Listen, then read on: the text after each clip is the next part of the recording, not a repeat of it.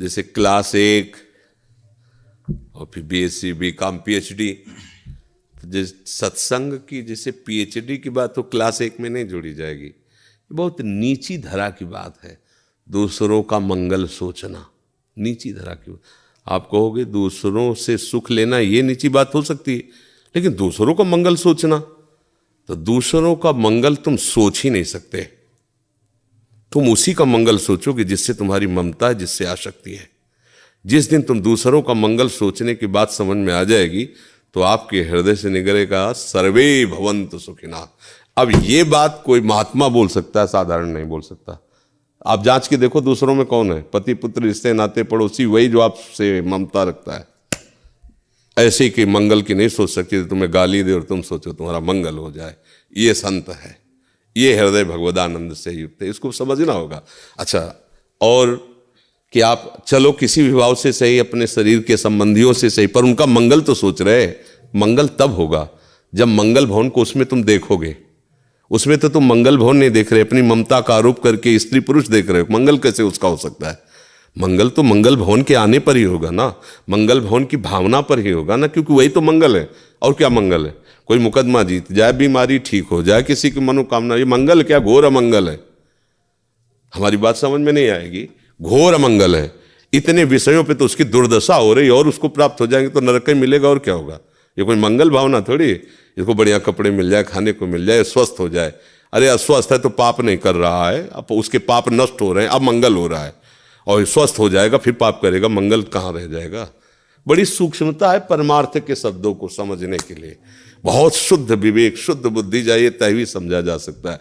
तो सत्संग में जो कहा जाता है, आपको किसी के लिए भी कोई कामना करने की जरूरत नहीं है, क्योंकि सब में भगवान रमा हुआ है।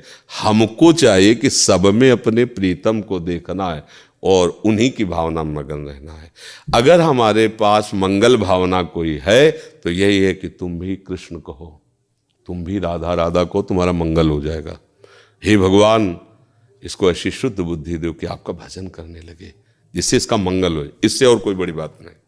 तो लक्ष्य को समझना है। जैसे कहते हैं हम तो दूसरे का हित करते हैं, क्या करते हो? हम रोड में हलवा पूड़ी और सब बांटते हैं, दूसरे का हित करते हैं, उसमें हमारी कोई कामना नहीं।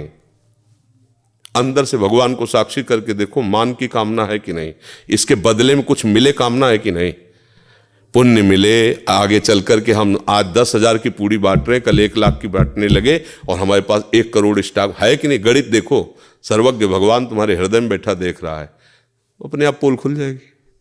भाई सत्यता को आप प्रदर्शन नहीं होता, प्रदर्शन कुछ और होता, पर्दे के पीछे कुछ और होता है।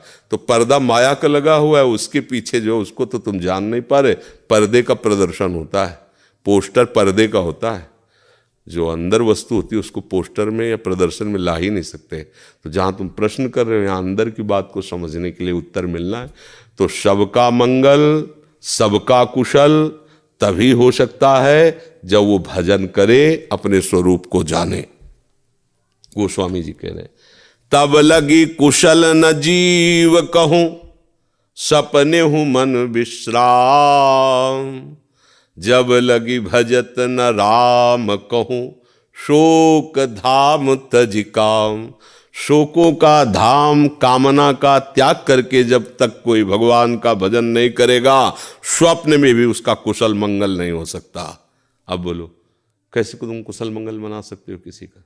कुशल मंगल बैठकर उसे भगवान की बात सुनाओ, उसको नाम जप करने की प्रेरणा दो। तुम नाम कीर्तन करो, उसको करवाओ, जबरदस्ती करवाओ, मानो चाहे ना मानो, उसका मंगल स्वयं हो रहा है। भाव कुभाव अनखाल सहु, नाम जपति मंगल दिस। तो हम सबका मंगल नहीं मनाते, हम उसी का मंगल मनाते जिससे हमारा स्वार्थ का निकसल होता है। तो वो मंगल कहाँ हुआ? वो तो स्वार्थ की पूर्ति हुई, वो तो अपने भजन को बेचना हुआ, भजन का बेचना हुआ। भजन का मंगल स्वरूपी सर्वे भवन्तु सुखिनः।